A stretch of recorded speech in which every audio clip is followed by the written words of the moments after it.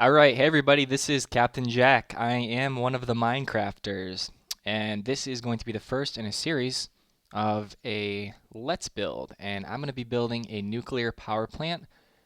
This is something that people have kind of asked me for here and there, and then after I built the Captain Corporation, a lot of people asked me what was going on in it, specifically the elevator, um, but we're not going to have an elevator in this one. This is going to be on a much smaller scale. I definitely don't want to throw as much time into the aesthetics of this facility as I did in the Captain Corporation. And if you don't know what the Captain Corp is, you're going to want to check it out. It's on our channel. Um, that power plant was not necessarily practical. Um, it didn't function in a practical way. It just worked. It worked very well, and it was cool to look at. But what I'm going to do in this Let's Build series is I'm going to attempt to build a self-sustaining practical nuclear reactor.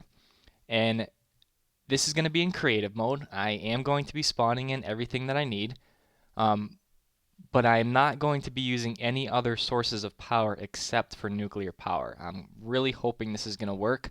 I have thought about it a bunch, and it sounds like it will work, and I've thought about some interesting ways to make it work. I have a few different objectives up here. I have A through E, and they're definitely not in the order that they need to be accomplished, which is why I didn't put objective 1 through 5. But up here, I'm just going to go through what I'm going to do, what this facility will need overall, and then I'll just get right into it, starting to lay the foundations of this thing here. So the first thing I'll need is a nuclear reactor, and since I will need the power from this reactor to power the whole facility, I may need to set up this first, which is not really typically something I usually would do, but anyways. We'll need a breeder because we want to make the most out of any uranium possible. And this breeder is actually going to come in really handy because of objective B, which we'll look at now. So we need a reactor room and we'll need a breeder room. This objective B here, the power. The reactors will sustain the entire facility. There will be, I trust, no use of solar panels, buildcraft power, engines, anything like that. Will be strictly using IC2 power supplied from our nuclear reactors. And the reason why I think this will work is because I think that I can make the main reactor dump most of its power output into the mass fabricator, which will make me a ton of scrap or a ton of UU matter as long as I have a lot of scrap going into it. And the main reactor will keep the UU production going, plus it will fill backup power storage for anything that I might have outside of the facility, which will make the thing practical. If it's spending all of its energy on the mass fabricator and nothing can go anywhere else, there's no point in this facility. So the point will be to filter some of the power from the reactor into MFSU backup storage units, and then the rest will get dumped back into the mass fabricator, which hopefully will give me an excess of UU matter as well, which will make it even more practical. The breeder reactor. Now my plan is to make an efficient breeder reactor. The reactors in the Captain Corp are fast reactors or fast breeders, which aren't really the optimal design you want to go with, but you can do whatever you want, and that's what I did. So we're going to have an efficient breeder reactor that also puts out power. Now, a lot of times people don't harness the power that breeder reactors put out because it's so insignificant compared to their main reactor. But what I think I can do is I can use the power, the excess power that the breeder is making, and throw it into power my entire applied energistic system, plus all the machines that are going to autocraft everything. So that right there I think is going to be the key to making this thing self-sustaining and practical. So that's kind of the overall plan. That's one of the main ones here. Objective C, we will need to set up applied energistics. We'll need a main molecular assembly chamber room. We'll need a big box. That's not too big because I don't want it to suck too much power. And we'll need a control room.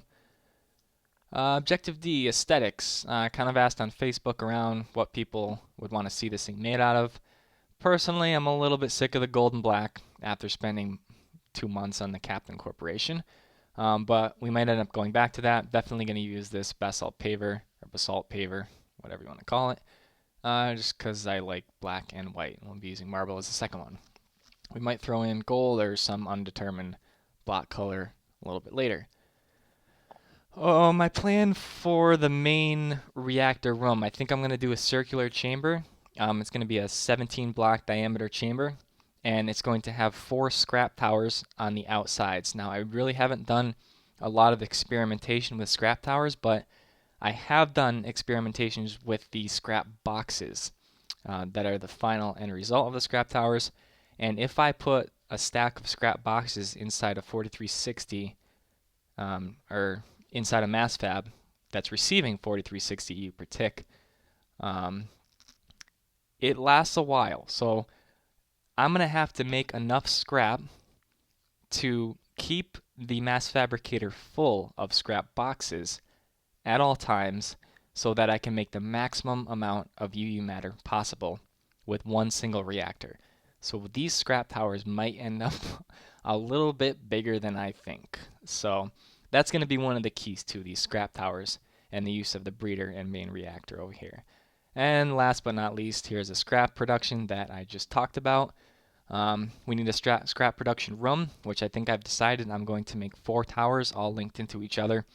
And then we're going to convert the scrap into scrap boxes. Now, I've also been playing with the idea of possibly using a little bit of red power too. Let me sign into my other screen here. Possibly using a little bit of red power too, so that the energy requirements or the nuclear reactors are not being taxed of energy. A lot of the red power 2 stuff is free energy, and if you just use a redstone timer and stuff like that, you can just shoot stuff right through without having to worry about it sucking up any more power. Alright, so as I'm sure you just saw, the screen started skipping and jumping around for some unexplainable reason, and unfortunately about 30 minutes, 35 minutes of me building the foundation of the factory was lost to a horrific stuttering around the screen. So what I'm actually going to do is I'm going to re-record the final product of what was supposed to be episode 1 and tell you a little bit about the thought processes behind the way this structure ended up looking. And what I'm also going to do is I'm going to post the original video, which is seizure-inducing nightmare, as an unlisted video, and I'm going to put it in the comments below. I'm assuming, or I'm going to assume, that if you do click on the link, the video is not going to be flamed and blown up by negative comments because of the quality. I am trying to avoid that by doing this. I really wanted to get that footage out there because I wanted to get every single second of the creation of this facility on camera, whether it was from placing blocks or dirt to putting together the nuclear reactor. I wanted to make sure every step of the way was on camera, and unfortunately, right off the bat, my plan was foiled by my retarded computer, or excuse me, my dumb computer. So, if you check the description below, if you can deal with that stuttering for another 35 minutes, then I would recommend that you actually go ahead and watch that, or just listen to the audio of what's going on, because it's me basically formulating a plan for the facility when at the start of this video. As I think I've just said, I don't have a plan. So I'm going to just walk through what I've done up to this point so far. If you do not want to watch that video, everything will basically be explained in the next few minutes. This is going to be a lot shorter than the original 43-minute video. And you'll get all the information that you need without a seizure.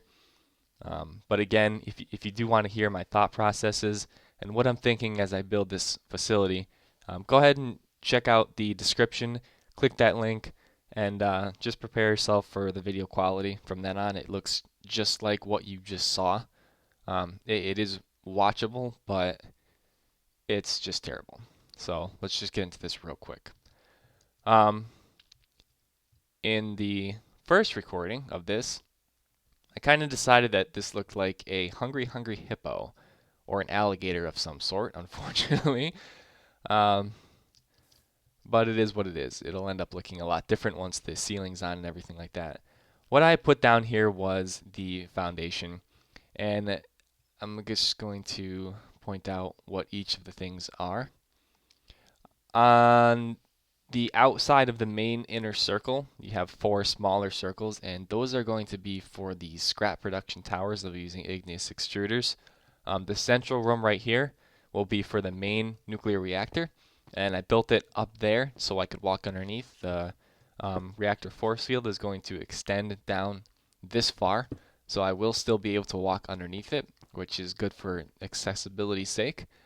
So this is where the main reactor will be housed, and this is where scrap will be housed. The front here will be just sort of a foyer entrance to get into the facility. I might end up destroying that building there. But yeah. Let's see. This area I decided, this was one of the last things that happened in my mind here. This will be where applied energistics in the control room is up top here, and this will overlook where kind of the breeder reactor is, and I'll have a pathway back here to overlook where the main reactor is.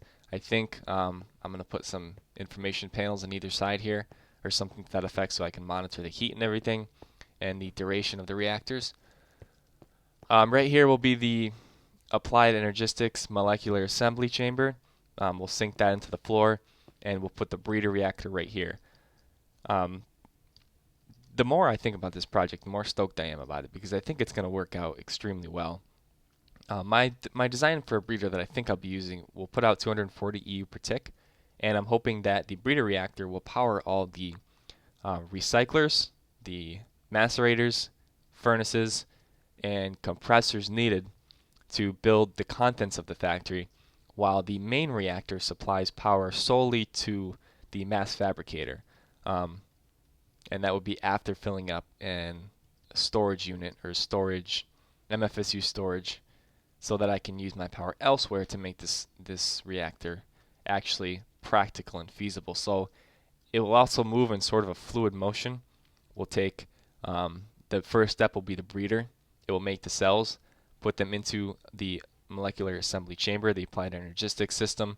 It's going to craft and smelt all the required pieces, which I plan on putting the machines right in these 2 slots on either side here. So it'll craft everything it needs here. It'll take it all. It'll move it down the line into the nuclear reactor. The nuclear reactor will be filling up a mass fabricator, which we'll build in the second episode, and that will be underneath the floor along with the recycling center. So the UU matter will come down, be produced here, shot back halfway through here into the AE system, and then the AE system will in turn continue to create the components necessary to keep this facility up and running. So the breeder reactor is actually going to be extremely important, more important than normal, because it's going to provide most of the power for all the machines inside the facility. Now, I haven't tested that yet, so we're going to find out if that's actually feasible, and if it's not feasible with the design that I've chosen, then we'll go ahead and adjust the design to get a little bit more EU per tick out of our breeder and yet still enrich cells at the same time. So that's kind of the ultimate plan. Now up top here, I think I've already mentioned, we'll put applied energistics. A few more things just about this world that I did mention in the quote-unquote real video of me doing this. This is a super flat world. It goes all the way down to bedrock. The bedrock is not like 4 levels down like a traditional super flat world. As you've already seen me do, or maybe not actually, I will not be making quarries and harvesting materials and so on and so forth for this facility. That would just take way, way, way too long. I've been there, done that with other things. So everything that we need, I'll be spawning in. Whether that's realistic to you or not, that'll be up to you to decide, but the final end product of what I'll build here will be a nuclear reactor that's actually practical, I think, and I hope. And what I'm hoping is that there's actually excess UU matter created from this facility so that I could put into use elsewhere if I had another base. One thing I didn't mention in the other video is that I will be offering this up as a world download when we reach the end and when the reactor is complete. So if you either missed an episode, which I'm not sure why you would miss an episode, or if you want to edit or modify this at the very end when we're all done, you can most certainly do that. But the world download will be posted at the end of the series, which I'm not sure when that will be. One of the main things as far as the architecture of this facility, besides the fact that it looks like a hungry hippo, is that it's all built odd. And what I mean by building odd is that it's always 3 blocks on the inside, and this is a 17 radius or 17 diameter circle here. There's always a middle, so there's a middle to this wall, there's a middle to the room, and so on and so forth. So it's really important that when you are building a structure like this, that you keep in mind how things are going to look once you start putting things into it. Because if this reactor was off center by a block because the room was built even, then I'd be having a heart attack. Now maybe you wouldn't, but that would I'd redo the entire thing to get it nice and even. This block, this column here, is what will represent the ME cable that will come directly out of the top center of the molecular assembly chamber and straight into the UU, or the applied energistics controller. Pretty sure I'll have an MFSU on top of the controller running straight from the breeder reactor to keep that system alive at all times. What else? The building code I did mention. I like to have kind of a code before I start. I've chosen to go with marble brick for the floors and basalt brick for the outsides. I find that your structures end up looking a lot better if you choose a code and stick to it. If you've got paver over here and regular marble over here and marble brick over here and basalt brick somewhere else, the whole thing just ends up looking bad, in my opinion, in the end. So having some kind of code to stick by is really important. What I also discussed was the fact that all this black here can probably will get a little bit overwhelming if I continue to build this chamber up, which it will be. The chamber needs to be at the very least this high. I'll decide later on how the top of it will look, but this might get a little bit overwhelming with all of this and the same look throughout.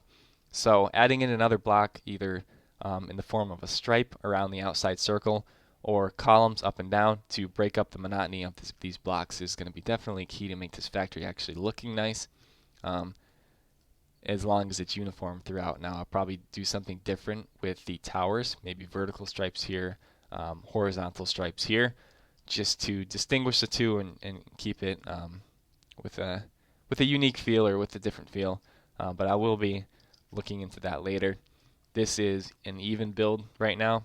Well, actually it's not an even build, but right here will be the center between these two things. And if I was to stripe a block, maybe I'd put it around the outside here. But I'm not sure how tall the chamber is actually going to be, and I'm not sure how that will fit in with the rest of the facility. So I'll decide that later. We'll be going over the Reactor Planner. I'll be using the IC2 Reactor Planner on camera just to show you what design that I will be using. And the other, there's 2 other things I got to talk about before I shut this down real quick. I'm trying to make this factory compact. There was hundreds and hundreds of, I think there was 1,080, about 1,080 at least, ME cable pieces in the Captain Corporation. Now they don't add a lot of strain on the system because it takes like 10 of them to equal 1 EU per tick, or 20 of them or something like that. But the smaller and more compact that this is, the more energy I'm going to save. So the shorter distance that things have to travel between point A and point B, the more efficient energy-wise this facility is going to be. So I'm going to try to jam it all into a small area. This is really not that big if you think about it, and once I add more walls, this factory is going to look even smaller than it already actually is. So it could be a little bit deceiving right now. The last thing, Facebook. We do have a Facebook page. It's themindcrafters.com on Facebook, and there is a lot of interaction on there actually. We've tried to pay special attention to what goes on there and to update people along the way as we discuss what's upcoming, what's not upcoming, what we're doing. We post screenshots. We have a user submission page which nobody's used yet. And if you do want to follow the progress in real time, you can check out our Facebook page, give us a like there, and ask any questions that you have. It's a lot easier to respond. For me anyway, it's a lot easier to respond to people on Facebook because of the mobile device accessibility. YouTube just does not cut it for me on the mobile access point of it. So make sure you check out our Facebook page. We do have a website. It's themindcrafters.com. There's a lot of awesome stuff there. It'll tell you how to download the Sphax Pure BDcraft for Tekkit Lite texture pack, and also if you play Feed the Beast like we do, or if you play Volts like we've done in the past. All those downloads are there. We have instructional videos on how to install stuff like that, and there's some cool stuff there. So this'll be it. I'll wrap up this video, and the next video will be back to me doing a live build of this facility. And hopefully I have no more problems and interruptions with my camera, and I can get these episodes out really quick because I'm really looking forward to this project. So make sure you check us out on all of our wonderful places: Facebook, YouTube. Make sure you subscribe if you haven't already. We got a lot of great tutorials out there, like industrial information panels, like this is here. And yeah, keep watching, guys, and stay poised.